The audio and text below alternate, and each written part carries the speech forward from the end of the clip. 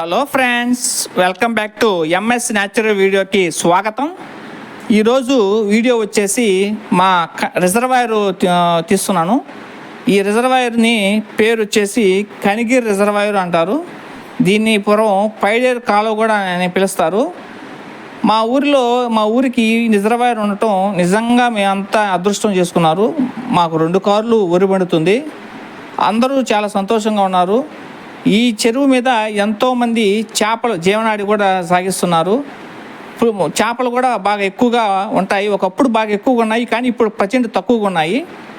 ఇది కాలువ వచ్చేసి విస్తీర్ణం చాలా ఎక్కువగానే ఉంది. ఈ రిజర్వాయర్ విస్తీర్ణం కూడా ఎక్కువగానే ఉంది. ఇవన్నీ గేట్లు. ఈ గేట్లు వచ్చేసి